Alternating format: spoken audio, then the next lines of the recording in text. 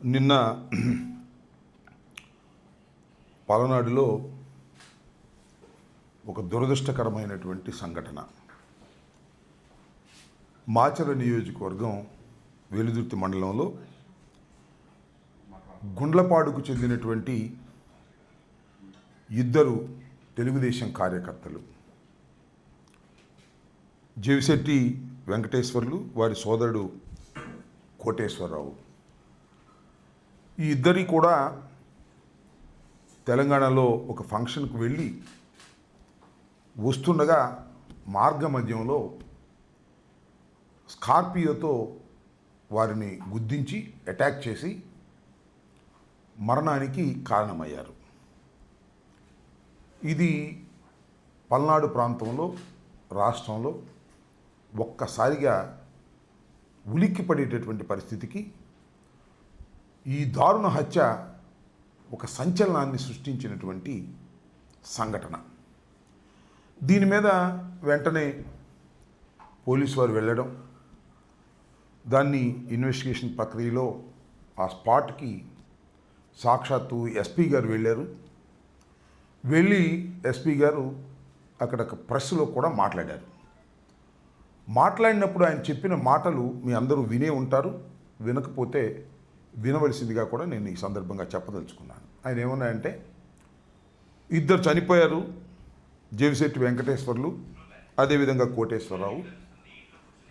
చంపిన వాళ్ళు కూడా తెలుగుదేశం పార్టీ వారే, చచ్చిన వారు తెలుగుదేశం పార్టీ వారే, చంపిన వారు తెలుగుదేశం పార్టీ వారే.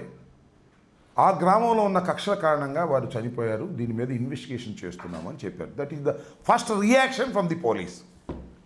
అంతేకాదు, తెలుగుదేశానికి సంబంధించినటువంటి పత్రికలుగా పేరుగాంచినటువంటివి ఆంధ్రజ్యోతి, ఈనాడు, నేను ప్రత్యేకంగా మీకు చెప్పాల్సిన అవసరం లేదు, రాష్ట్ర ప్రజలకు కూడా చెప్పాల్సిన అవసరం లేదు. వాళ్ళు కూడా రాసినటువంటి రాతలు కానీ, వారి టీవీల్లో చెప్పింది కానీ, ఇద్దరు తెలుగుదేశం కార్యకర్తలు దారుణ హత్యకు గురయ్యారు. చంపిన వాళ్ళు కూడా అదే గ్రామానికి చెందినవారు, ఆధిపత్య పోరు కోసం వారికి సంబంధించిన తెలుగుదేశం వారే చంపారు. వాళ్ళు తోట వెంకటరామయ్య ఆయన తోట గురవయ్య, వీళ్ళిద్దరు బ్రదర్సు. జలిశెట్టి శ్రీనివాసరావు, బొబ్బిలంటారు అంటే ఆయన. వీళ్ళు ఈ వర్గం వాళ్ళిద్దరిని చంపారు. ఇది ఆధిపత్య పోరు. రేపు జరగబోయేటటువంటి గ్రామ ప్రెసిడెంట్కు సంబంధించిన ఎన్నికల్లో వారి ఆధిపత్యం కోసం వీరిద్దరిని చంపారు అనేటువంటి మాట కూడా వారి పత్రికలే రాశాయి. దీనిలో ఎవరు చెప్పింది కాదు.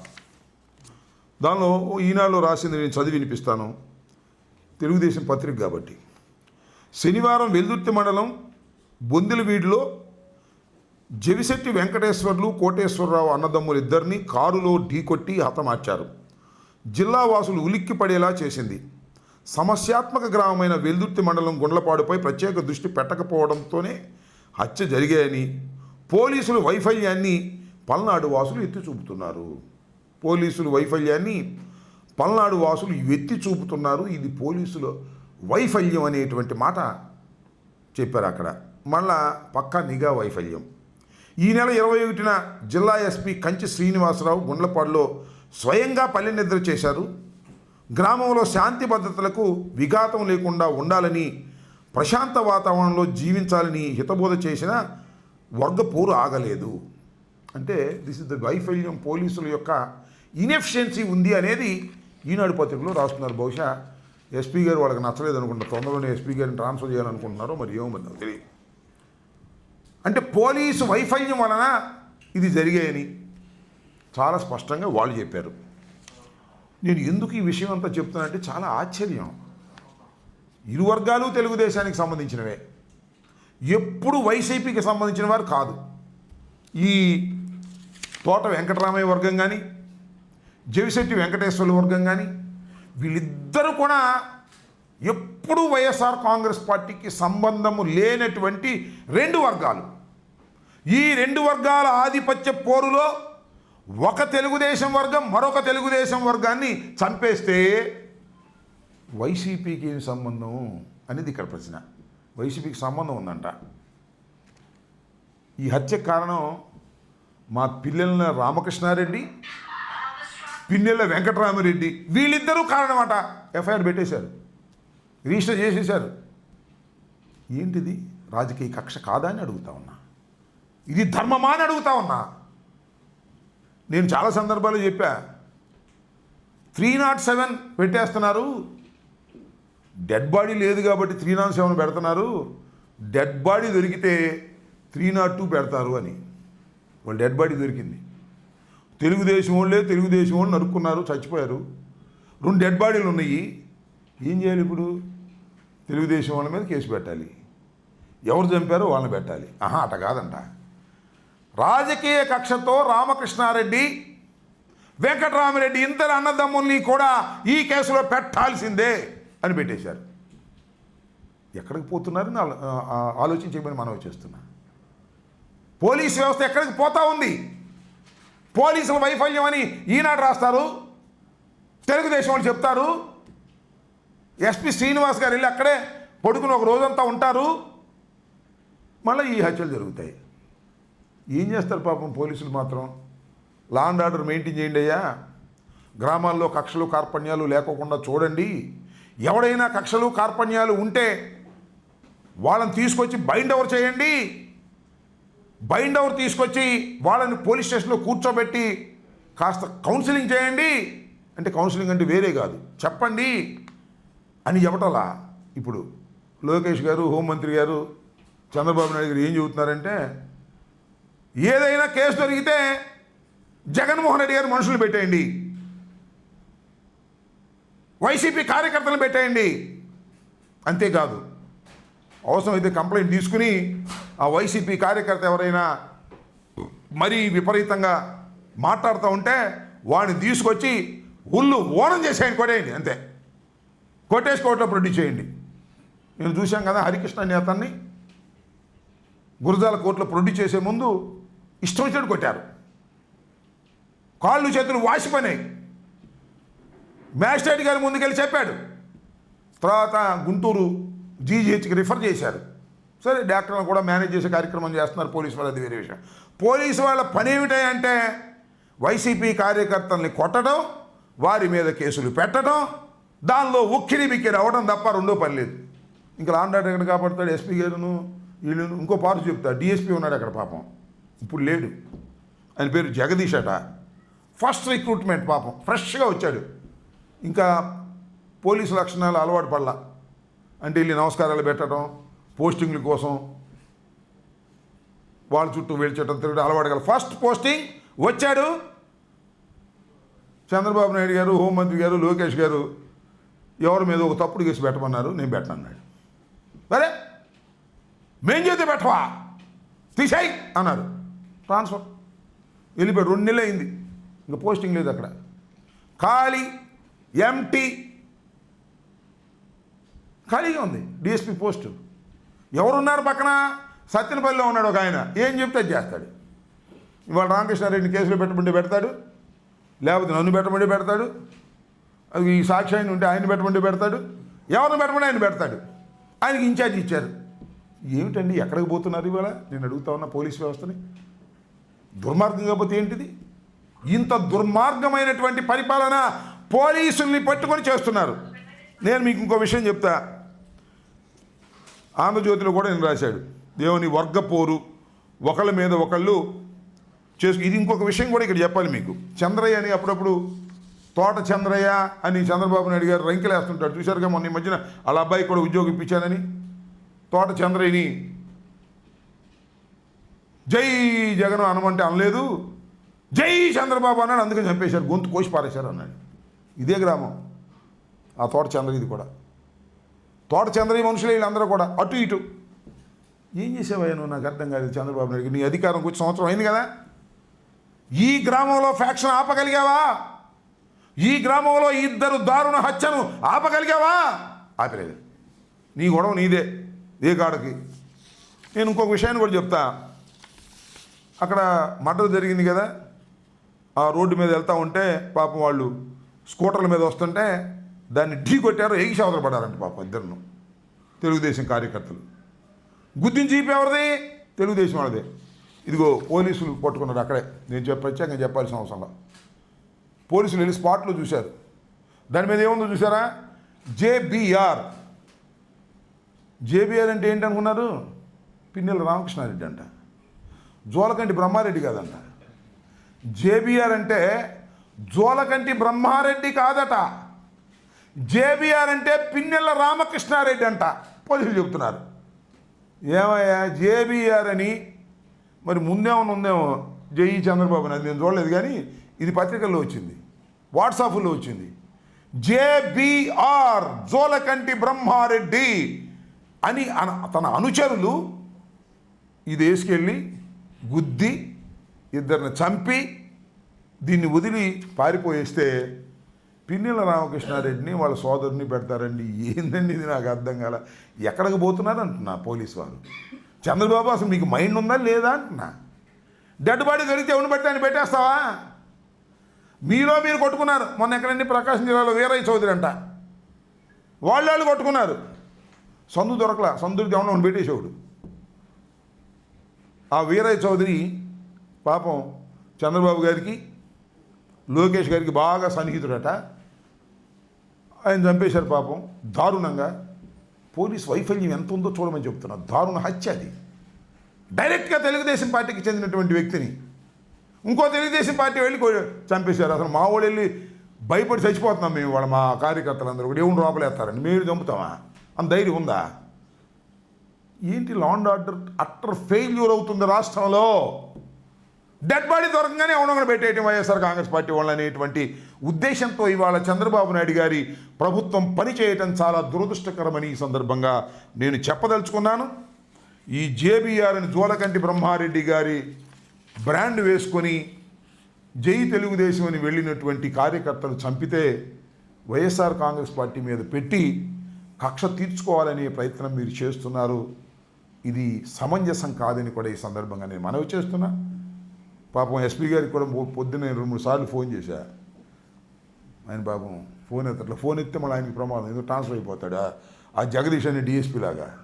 ఇప్పుడు కూడా నాకు అనుమానమే, ఎందుకంటే అప్పుడు కొద్దిగా మంచోళ్ళని చెప్పండి, నాకు కూడా ఇబ్బందిగా ఉంది. మంచోళ్ళని చెప్తే ట్రాన్స్ఫర్ చేసేస్తారేమోనని. కొద్దిగా ఎస్పీ కొద్దిగా రీజనబుల్గా ఉంటాడు, కానీ అతని చేతులు ఏముంది పాపం? ఏమీ లేదు. ఎస్పీల చేతిలో ఏమీ లేదు. పైనుంచి మానిటర్ చేసేటటువంటి పరిస్థితి.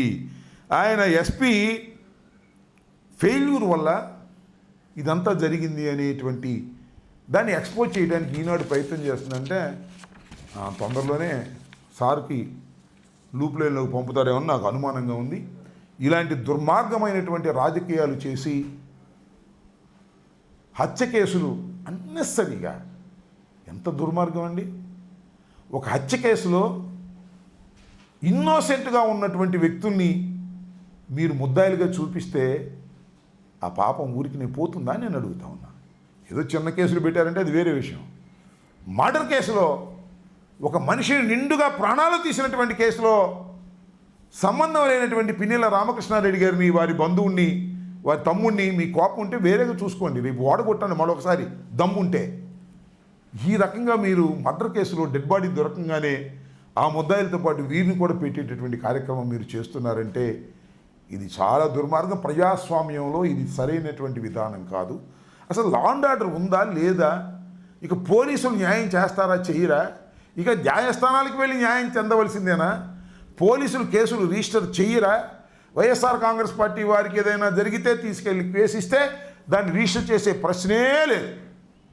నేను మొన్న 5వ తారీఖున 2 కేసులు ఇచ్చా, ఇంతవరకు రిజిస్టర్ చేయలే. సరే దాని సంగతి తర్వాత చెప్తా.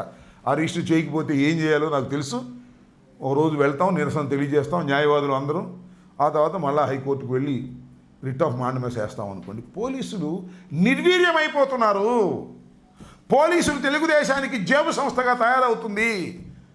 దీనివల్ల అరాచకం వస్తుంది, తిరుగుబాటు వస్తుంది.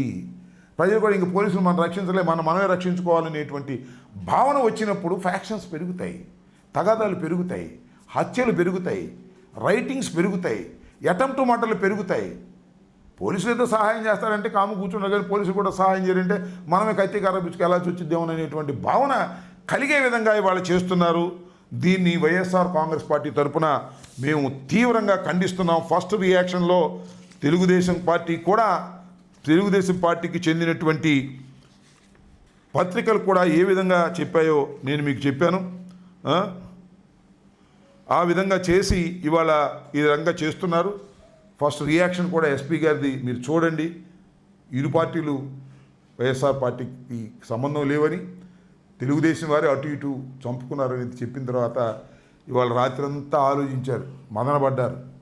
ఆలోచించి పైనుంచి కింద దాకా రామకృష్ణారెడ్డి అదే మన వాళ్ళ తమ్ముడు వెంకటరామరెడ్డి వీళ్ళిద్దరిని దీనిలో ఇరికిస్తే మళ్ళా 2-3 నెలలు 4 నెలలు 5 నెలలు జైల్లో ఉంచవచ్చు అనేటువంటి కక్షపూరితమైనటువంటి పద్ధతుల్లో ప్రయత్నం చేయటం చాలా దురదృష్టకరమని ఈ సందర్భంగా నేను చెప్పదలుచుకున్నాను.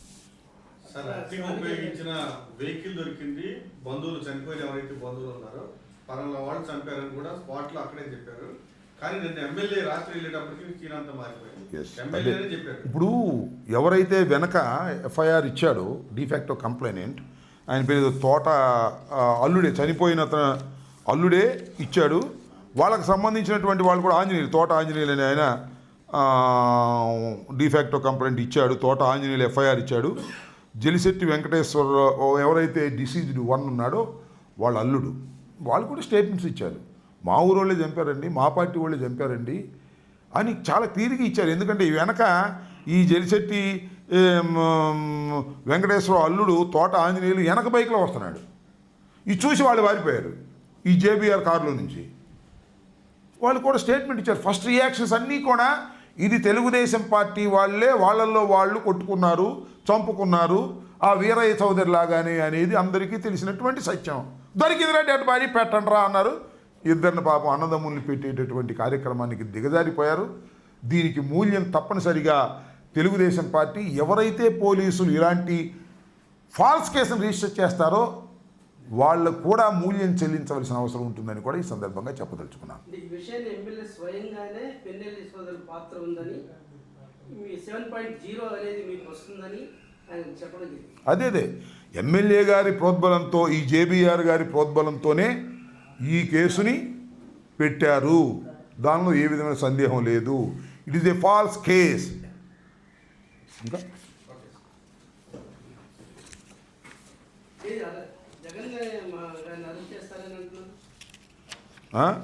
జగన్ గారిని అరెస్ట్ చేస్తారని అంటానే ఉన్నారుగా. జగన్ గారు చెప్పాడుగా ఏమని, నేను విజయవాడలోనే ఉన్నాను, వెల్కమ్ అన్నాడు కదా. జగన్ గారిని అరెస్ట్ చేస్తారని అంటున్నారు. జగన్ గారికి అరెస్ట్ కావటం జగన్ గారికి కొత్త ఏం కాదుగా. జగన్ గారు 16 మాసాలు జైల్లో ఉన్నాడుగా.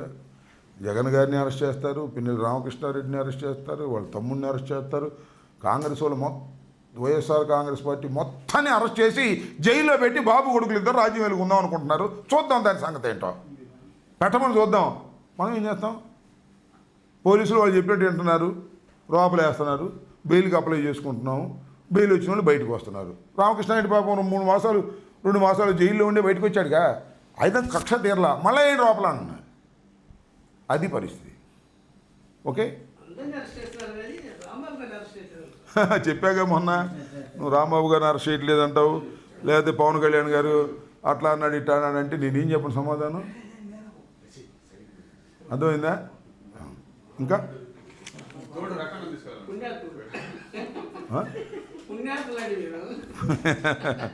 కాదబ్బాయి, నేను ఎన్నిసార్లు చెప్పిస్తాను, నాతో నన్ను అరెస్ట్ చేయదలుచుకుంటే నేను అడ్డుకోగలిగిన శక్తి ఉందా? జగన్మోహన్ రెడ్డి గారిని అరెస్ట్ చేస్తామంటున్నారు. ఏదో ఇంకోటి ఎడ్బాడి దొరికితే మనం పెడతారేమో దగ్గరలో. మరి పల్నాడులో దొరికితే పెట్టడం బాగోదని ఊరుకున్నారు. కానీ ఈ గుంటూరులో ఏదైనా డెడ్ బాడీ దొరికితే ఎవడన్నా చంపుకుంటే కేసుల్లో పెడితే పెట్టారు. ఇంక ముదిరి చంపి పెడతారేమో నాకు అనుమానంగా ఉంది. డెడ్ బాడీ దొరకపోతే చంపేసి రాత్రిపూట వెళ్ళి ఎవరిని చంపేసి అంబటి రాంబాబు వీళ్ళందరూ కలిసి చంపారు అని పెట్టేస్తారేమోనని నాకు అనుమానంగా ఉంది. 70 వచ్చినా పెడతారు, 80 వచ్చినా పెడతారు, అదేం కాదు. Right, okay. Stay aware, stay bold. Like, subscribe and follow at Ammati Rambabu Official for truth and clarity in today's politics.